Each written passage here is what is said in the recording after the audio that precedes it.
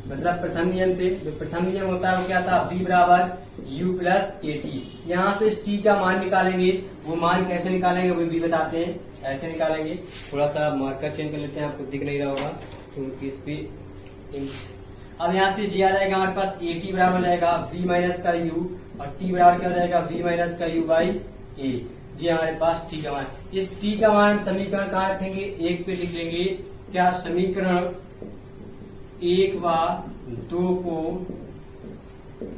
हल करने पर, जब हल कर देंगे तो हमें एक वैल्यू मिलेगी, वो भी आप लोग निकालेंगे। बहुत अच्छी चीज है। आप यहाँ पे, आप इस डायग्राम को मैं इरेज कर देता हूँ, ये थर्ड नियम आपका प्रूव हो जाएगा, जिससे आप लोगों को फायदा रहेगा। ठीक है, तो यहाँ पे स्क्रीन पे अब इस तरफ लिखेंगे। अब टी का मान यहाँ रखेंगे तो एस बराबर आ जाएगा u प्लस का v बाई 2 इंटू में आ जाएगा v माइनस का u बाई ए।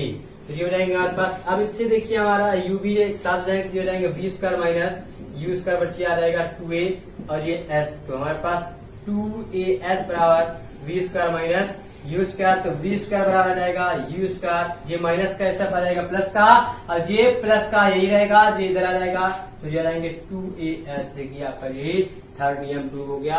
यहाँ लिख लेंगे अतः यही गति का तृतीय नियम है। ये था आपके पास थर्ड नियम, आपको प्रूव हो गया।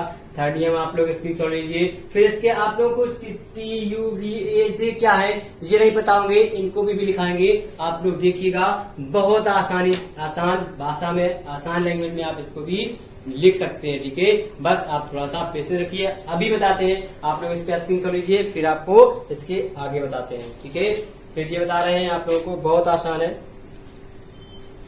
नोट कर चुके होंगे। अब इसके आगे बताते हैं।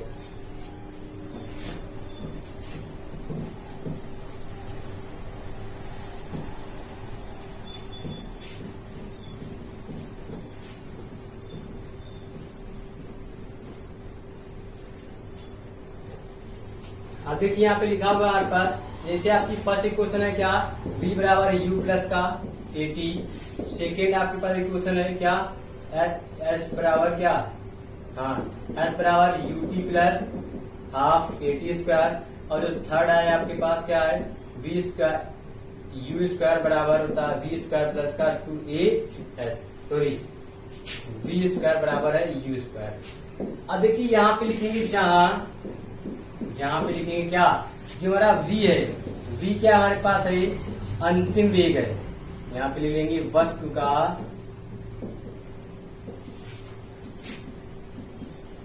अंतिम वेग होता है हमारे पास v, और u जो होता है वो क्या होता है, वस्तु का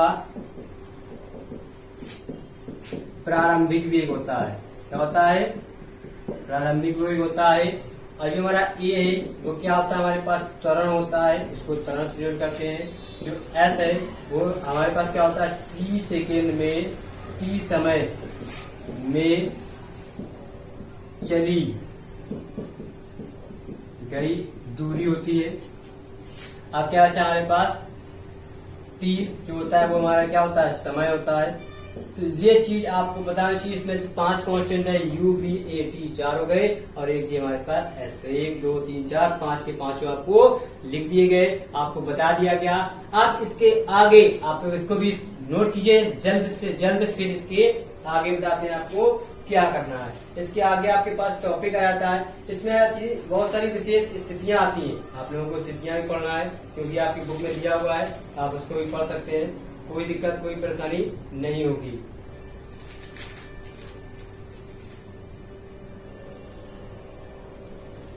ठीक है, अब यहाँ पे फिर आपको एक कंडीशन डालनी पड़ेगी, विशेष स्थितियां जो नोट कर लिए होंगे, फिर आपको बताते हैं इसके आगे क्या होगा।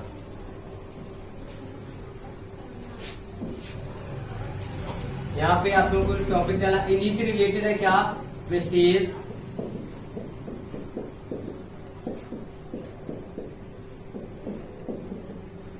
स्थितियां, इम्पोर्टेंट हमारी क्या होती है स्टेप्स। पहली जो है आपके पास किताब में भी लिखा हुआ है, आप लोग किताब से भी देख सकते हैं। देखा, यदि कोई वस्तु विरामावस्था में चले तो उसका प्रारंभिक वेग अगर u 0 होगा। अगर हमारी वस्तु क्या है, फर्स्ट नंबर है, अगर विरामावस्था में है, कहाँ पे, विरामावस्था में है, तो जो प्रारंभिक वेग होगा,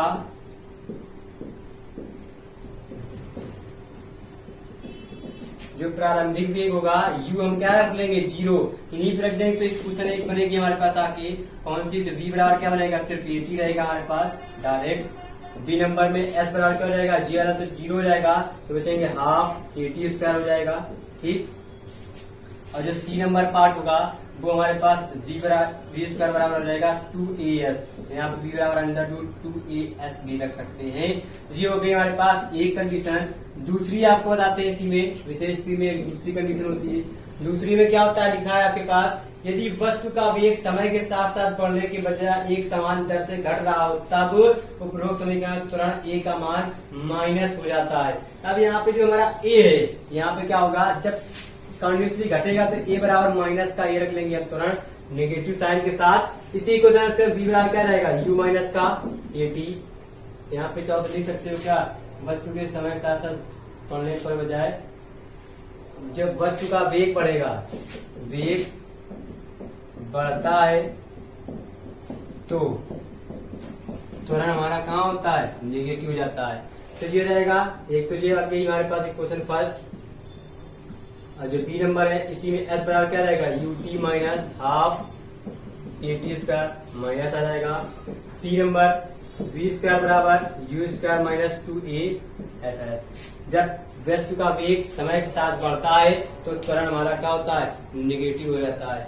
थर्ड कंडीशन है, यदि वस्तु का समान वेग से चल रही हो तो त्वरण का, अब वस्तु एक समान से चलेगी समान दिशा में, तो क्या थर्ड नंबर कंडीशन क्या हो जाएगी, वस्तु एक समान दिशा में अगर होगी, एक समान दिशा में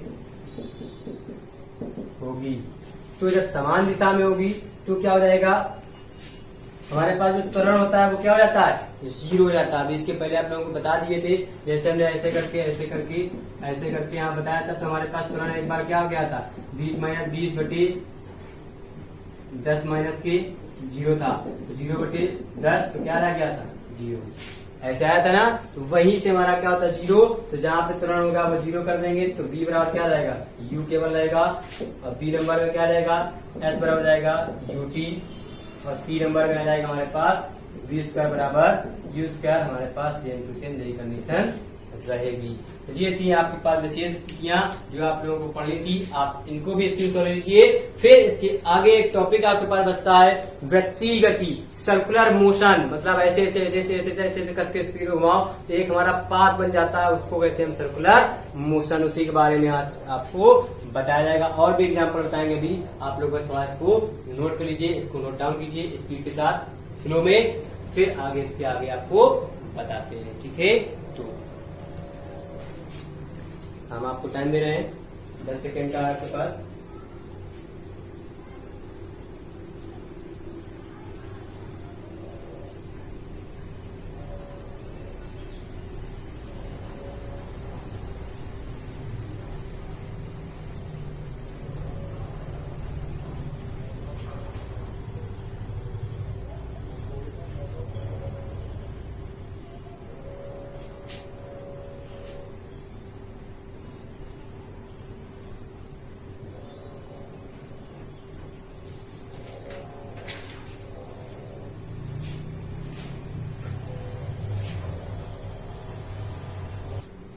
ठीक है, अब देखिए जो वृत्तीय गति है, सर्कुलर मोशन क्या है इसके बारे में जानते हैं। तो एक समान वृत्तीय गति है, कांस्टेंट सर्कुलर मोशन क्या थी, यदि कोई वस्तु वृत्तीय पथ पर एक समान चाल से चलती है तो उसकी गति एक समान वृत्तीय गति कहलाती है। जस्ट लाइक जैसे आप लोग फैन के नीचे बैठे होंगे, फैन जब तक चल रहा है तब तक उसकी सर्कुलर मोशन होती है, मतलब कांस्टेंट स्पीड से ही चलता है, ना कि बंद हुआ फिर बंद चालू हो गया फिर बंद हुआ फिर चालू, ऐसा नहीं चलता ना, वो एक बार चलते रहता है। तो उस पर एक हमारा पाथ बन जाता है कि इस एरिए पे ये फैन चल रहा, हमें क्या है इमेजरी, तो उसका एक सर्कुलर हमें दिख जाता है, जैसे जस्ट लाइक ऐसे। अब यहाँ पे आप लोग खड़े, इसका एग्जाम्पल बताते हैं। जैसे आप यहाँ खड़े हैं एक धागे में, पत्थर का टुकड़ा बांधकर अच्छे से उसको मजबूत बांधिएगा, ठीक है। मतलब नहीं क्या कहना है, हल्का बांध लो, पड़ेगा सलाम से सर पे आप तुम्हारे, ठीक है। तो इसको क्या यहाँ पे जैसे हम खड़े हैं, मान लीजिए वो पॉइंट पे यहाँ से हमने एक टुकड़ा ये बांधा हुआ है और जिस सर्कुलर मोशन पे पाथ पे हमारा चल रहा है ऐसे, ये वी और ये यू, और ये हमारे पास यहाँ से दूरी हमारे पास, मान लिया हमारे पास एस दूरी पे, ठीक।